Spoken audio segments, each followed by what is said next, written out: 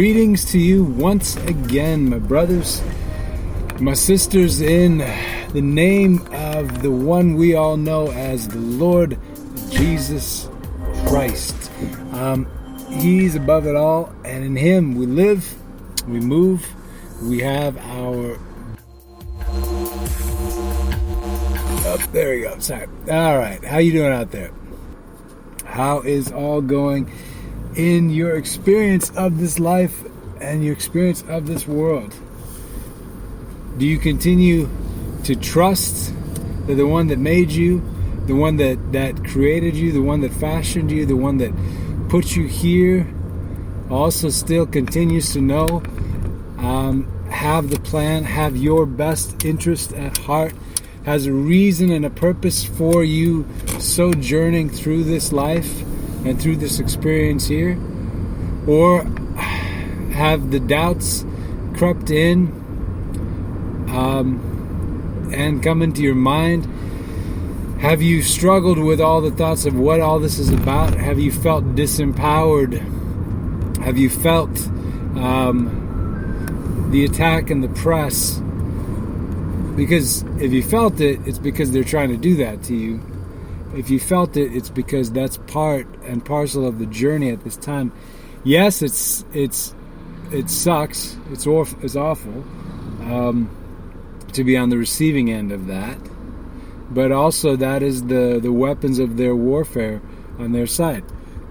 So as the scriptures say, that the weapons of our warfare are not carnal, but they're spiritual, and they're powerful for the pulling down of strongholds. Well, the weapons of their warfare, yeah, their weapons are carnal and spiritual, in that they definitely do a lot of things to the destruction of this planet and to all that's around us. But at the same time too, they have their spiritual ones too, that unless you know what they are and what the tactics of the enemy are,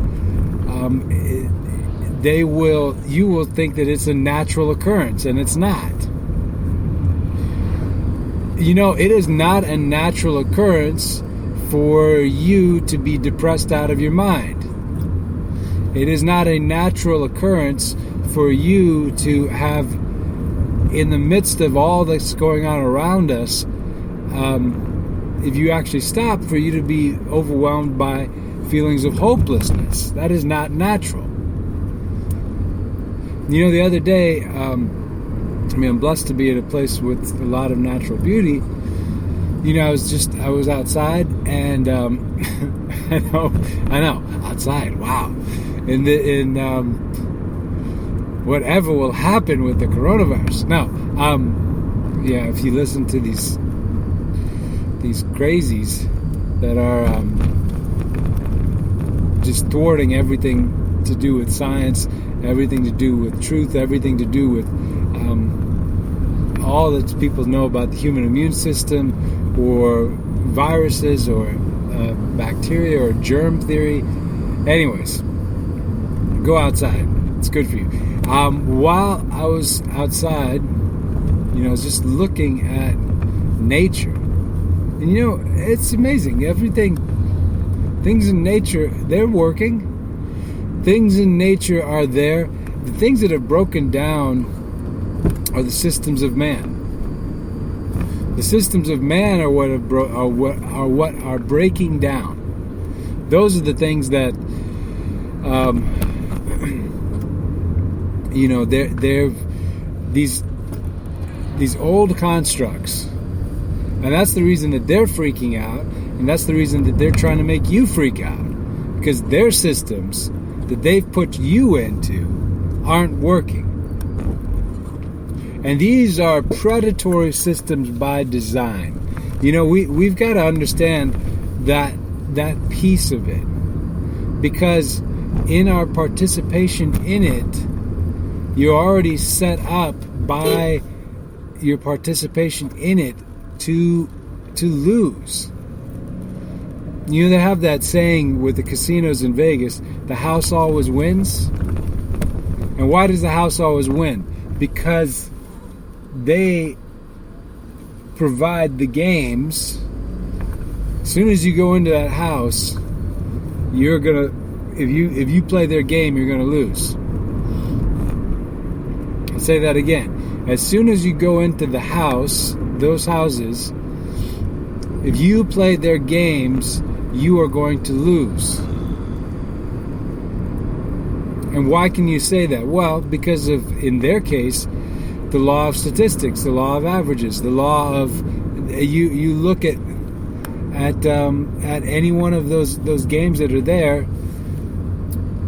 As time goes on, now there may be somebody that individually hits and does well and takes his winnings and walks out of the casino, but the law of averages, over time, the house always wins because the stats are in their favor. So whatever the game is, now slots is the worst. That's why they put slots right there for you coming and going. When you walk into the casino and when you're leaving, in both cases you're going to pass the slot machines. Just the same way they set up a grocery store. You know that? I had professors in college that designed floor plans for businesses, and they did casinos and grocery stores. And in both cases, they'll give you the worst odds walking in. The junk food, you're going to pass it twice in a grocery store on the way to get your milk and your eggs and your bread, which are tucked away in the back. So you've got to walk past all kinds of stuff a couple of times. So you're going to be very likely to buy that. If you just had eggs, milk, and bread right at the front, you'd never see what's in the rest of the grocery store. You just nip in, grab what you need, and go, right? This is the way they get you to buy other things that you don't need. But yeah, the setup. The house always wins. So the design of the system that they get you to participate in is set up for you to lose. And the same way that they set up the casino, where when somebody wins in a slot machine, they'll have 100 slot machines going, but somebody wins. Okay, what do you get? You get an auditory response. You get a visual response. All the sirens go off in the casino. Ding, ding, ding, ding, ding, ding, ding, ding, ding. Yeah. What is that? What's that do? Oh, okay. Oh, that guy over there, or that lady over there, she hit. If I just keep playing, I'm going to win too. Right? What do they do in the world? Oh, yes, now here's your celebrities. Here's your business successes. Here's your this, here's your that. Here's your different things that they'll show you to keep you playing. Because that too could be you, right? That too could be you. And you know what? That too could be you. Possible. But the system itself, by its design, not likely. Because the system design is designed for value to be eroded and to be stolen without you even knowing or understanding that it's taking place or happening. I would encourage those of you that are listening to do a little bit of research on fiat currency systems. I hesitate to call it money because it's not money. We use it as money, but it's not money. Fiat currency systems. I would encourage you to research those, because if you do that, you'll understand a bit about the financial systems that we have been given and provided by nation states that destroys the value of what you and I create. And it erodes the value out the back door. And it's unnecessary. Look, if you and I were 1,000 years ago, if you and I sat down at a table and had a 1 ounce gold piece and we put it on the table and we left and we came back 1,000 years later, that has still got some value. In today's market, it's got a ton of value. Over $2,000 of value. But if you and I did that with $1, even 100 years ago, well, you know, the U.S. dollar's lost over 95% of its value since 1913. Why? Where'd that value go?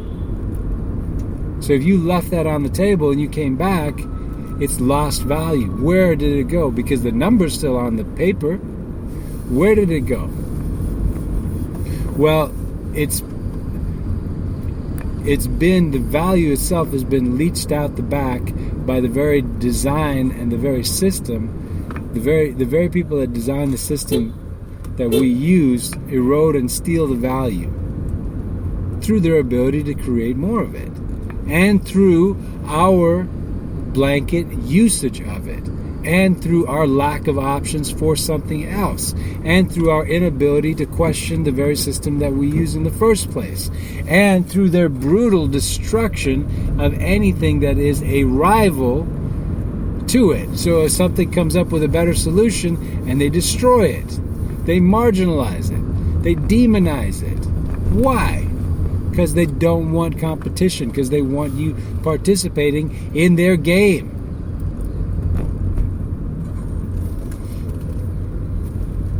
See, you can adjust your response, if nothing else, once you're aware. You can change the way that you do things once you know how they're trying to set you up in the first place. When you understand that their system is a debt system, you can be mindful and also realize that you can work towards minimizing your exposure to that. Right now in this global pandemic, which is not a pandemic, it's a scamdemic, it's a plandemic, it's a setup, but they have destroyed a lot of people that were doing things the way they thought was the right way in the system that they had been provided, which was a debt system. I've watched and I've seen a number of really good companies go out of business during this time because of the design of the system that they were participating in, and the consequences to them by no fault of their own. As this system collapses, so does their businesses.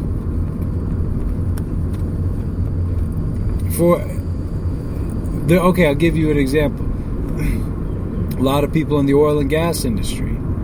Well, people that were trying to develop out oil and gas in the United States took, very big loans